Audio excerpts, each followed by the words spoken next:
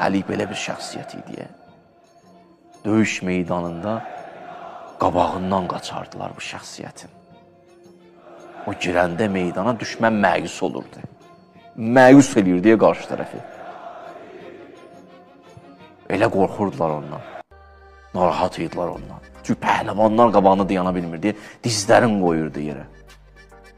Bu cür nə şəxsiyyətdir? Bir dəfə döyüş meydanında görən mərsu dizlərin qoydu yerə. Hə, bir yerdə dizləri düşüb yerə, bir iki yerdə. Bir də inşallah bu zikir müsibətdə deyərəm sizə, harada dizləri düşdü Əlinin yerə. İnşallah, bu cür nə şəxsiyyəti.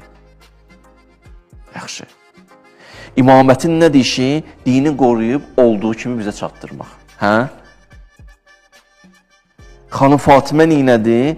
Bu imamət xəttini qoruyur. Vəzifəsi nədir? İmamət dini qoruyur, Həzrət Fatimə imaməti qoruyur. Missiyaya bax. Nəzərə alın ki, imamət nübüvvətin davamıdır. Nübüvvət, yəni 124 min peyğəmbər, nübüvvət mərhələ bəşəriyyəti gətirib qədirxuma çatdırdı. Qədirxuma çatdırdı.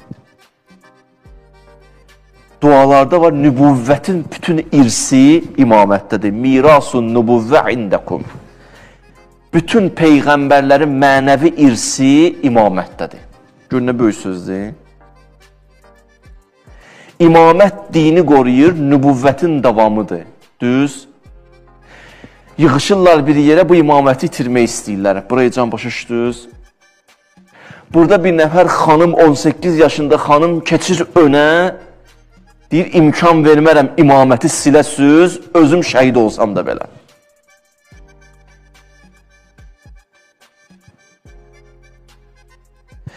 Yığışıblar bir yerə, həqiqətdə istəyirlər həmən mənəvi irsi zay eləsinlər, nübüvvətin yolunu tarixdən silsinlər.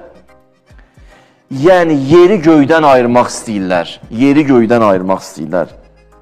Dünyanı sırf matiləşdirmək istəyirlər. Nübüvvəti, imaməti dünyadan al, dünya nədir? Boş bir şey.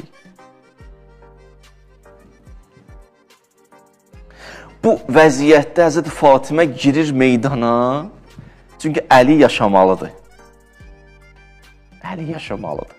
Əlinin böyük missiyası var qabaqda. Burada bir nəfər keçə bilər qabağa. Bir nəfər keçməlidir qabağa. O da səhabələrin işi deyil. Bu boyda vəziyyəti qoruyub saxlamaq, burada böyük bir dənə şəhid istəyir. Əzəmətli bir can istəyir. O elə bir can olmalıdır ki, Allah deyir ki, Peyğəmbər deyir,